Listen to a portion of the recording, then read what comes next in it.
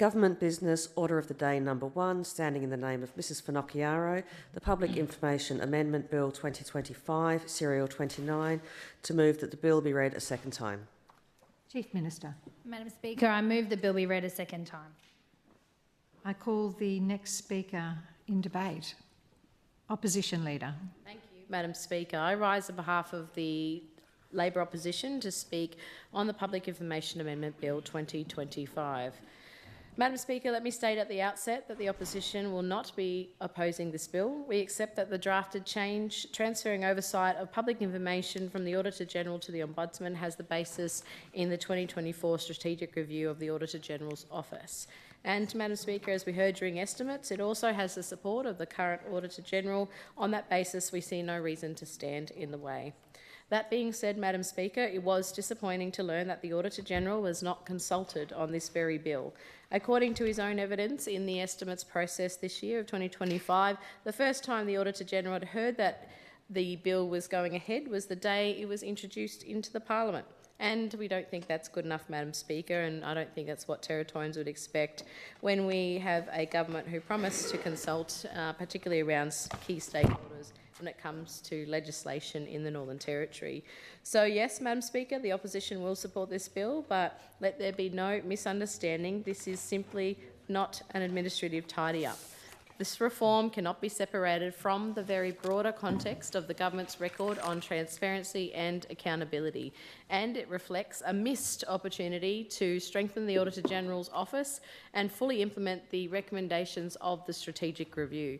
Mr Deputy Speaker, viewed in the context, the strategic review, the timing of this bill and decisions made in the most recent CLP's budget, it's hard not to see this as a cherry-picked reform. So what does this bill actually do?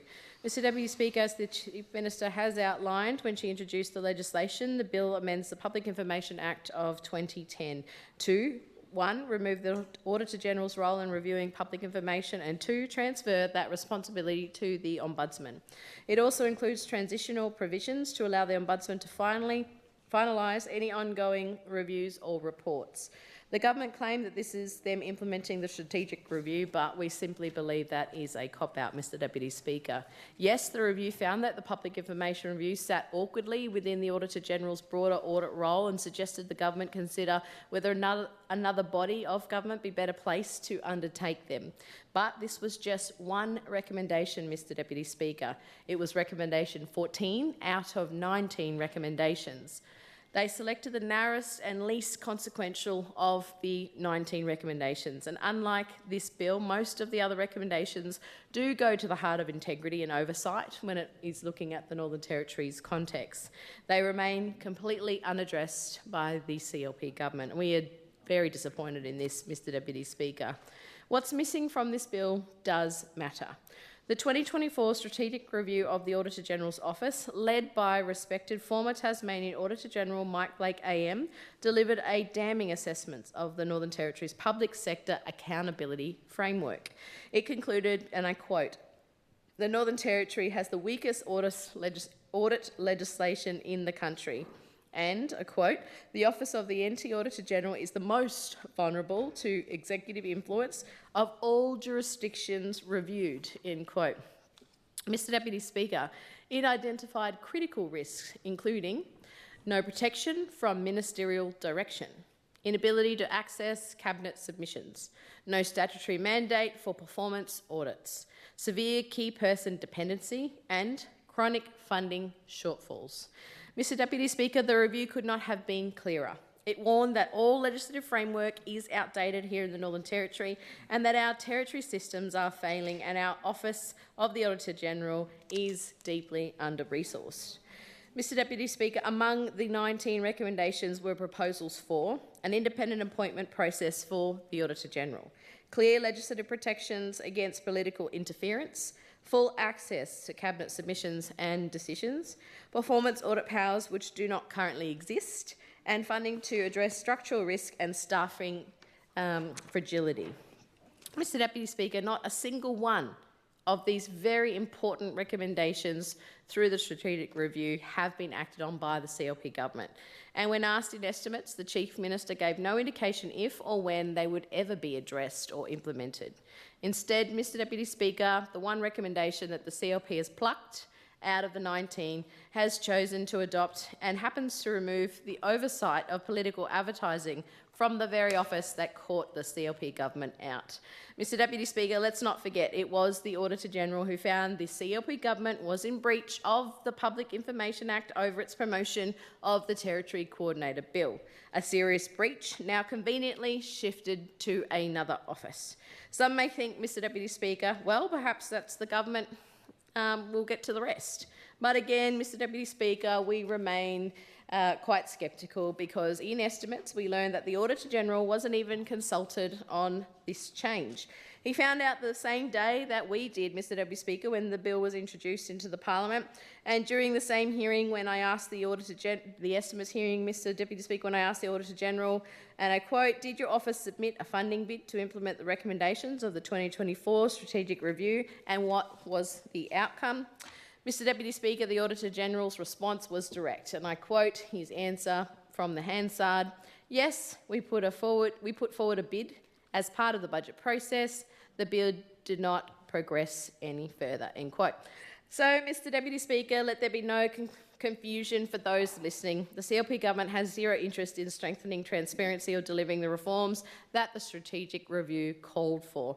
And Mr Deputy Speaker, this bill will not improve transparency in the Northern Territory overall, nor does it address the pressing structural and resourcing concerns that were raised in the review. The Labor opposition will support this modest amendment, but it is hard not to be cynical and critical, Mr Deputy Speaker, about why it is the only recommendation of the 19 that the CLP government is willing to pursue. Now let's talk about resourcing the Auditor-General Office. In estimates, Mr Deputy Speaker, we heard the Auditor-General's budget was cut in real terms. A full-time staff position was lost, and 3 planned audits were cancelled, including one of the Ombudsman's office, which is now expected to take on the new oversight role. The Auditor-General requested additional funding. He did not get it. But what he did get was staffing reduction, which was confirmed in the CLP's budget papers. Now, Mr Deputy Speaker, that's a very stark turnaround from what the current Chief Minister, who, when in opposition, described the Auditor-General's resourcing as inadequate and in need of support. Mr Deputy Speaker, we also know that no additional funding has been confirmed for the Ombudsman to take on this function. There is no detail on how the Ombudsman's office will manage the increased workload, and there are no safeguards to guarantee independence or transparency in the way the reviews are handled by the new office. Mr Deputy Speaker, there's also no requirement for proactive reporting to the Parliament, no obligation to publish the decisions by the new function in the Ombudsman's office, and there is no guarantee that politically sensitive matters will even be investigated. So, Mr Deputy Speaker, Territorians do have the right to ask the Chief Minister, who went to the last election here in the Territory promising transparency, why she and her government has not used this opportunity in full to implement the strategic review and the 19 recommendations. Mr Deputy Speaker, there are still many questions for the CLP government, including why has the government acted on just one of the 19 recommendations from the strategic review, despite having this review for the best part of the year? Why was the Auditor-General not consulted? What new funding is being provided to ensure the Ombudsman's office can perform this role effectively and independently when the function is transferred to that office? Why does the bill allow the Ombudsman to reject review requests without any reporting or recourse? And, Mr Deputy Speaker, will the government commit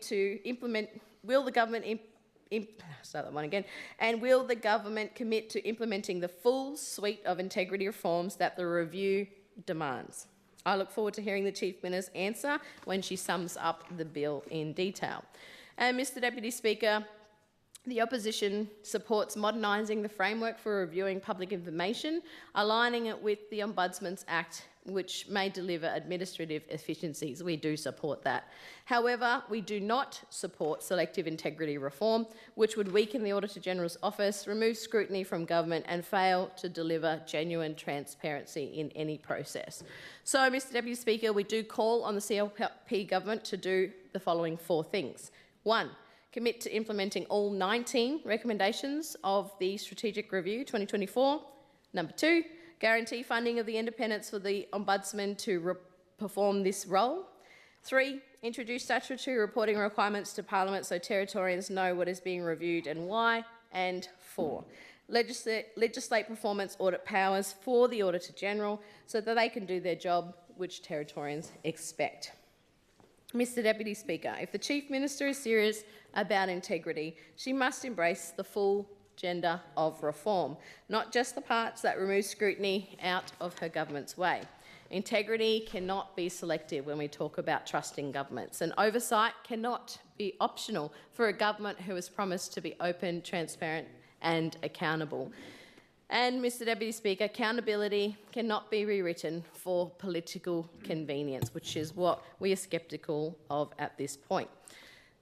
This bill, Mr Deputy Speaker, is a very missed opportunity by the Chief Minister as the responsible minister. It is an opportunity to strengthen public integrity, and the CLP, again, has been too afraid, maybe too lazy to do the heavy work and the heavy lifting and implement those 19 recommendations. If the Chief Minister was serious, Mr Deputy Speaker, about accountability, which she promised Territorians, about transparency, which she promised Territorians, the reforms of this bill should have been much broader to capture the 19 recommendations of the Strategic Review of 2024. And if the Chief Minister, Mr Deputy Speaker, supported this bill properly, she would have seen that it would enhance scrutiny and not just shift it to another part of government. Thank you, Mr Deputy Speaker. Thank you, Leader of the Opposition. Any other speakers? Member for Brennan. Thank you, Mr Deputy Speaker. This bill makes a practical and timely change. It transfers oversight of the Public Information Act from the Auditor-General to the Ombudsman. It's a simple change, but a meaningful one. It ensures the right agency is doing the right job and that government oversight remains strong. It remains independent and it remains fit for purpose. Currently, complaints about public information, such as concerns about bias or fairness in government advertising, are referred to the Auditor-General. But that's not the Auditor-General's core business. It's not why the office was established. The Auditor-General's job is to audit the use of public money, to report to this Parliament on whether agencies are managing their financial responsibilities properly, to independently scrutinise value for money, assessing content, especially where political messaging is alleged, is not part of that core function. In fact, it can compromise it. And the Auditor-General agrees. In his own words, these matters threaten the independence of the office and risk politicising the role. Earlier this year, the Auditor-General's office received 16 review requests under the Public Information Act in a single day, Mr Deputy Speaker, 16. That is an unacceptable diversion of resources from the financial audit program, and it is unsustainable. Just this year, the Auditor-General was forced to remove 3 agencies from the 2025 assurance program and cancel planned IT and performance audits. Not because they weren't important, but because the office didn't have the resources. He said plainly, "The ability to do my work is constrained by the resources made available through appropriation." These are serious warnings. They cannot be ignored. The 2024 Independent Strategic Review of the Auditor-General's Office echoed this concern and recommended the oversight function under the Public Information Act be moved to another independent body. This bill does exactly that. It transfers responsibility to the Ombudsman, another officer of the Parliament, who already handles complaints about fairness, accountability and government administration. The Ombudsman is well equipped for this role. It aligns with their existing functions. They operate through a complaint-driven model, and they already investigate concerns about government conduct, including maladministration and service delivery.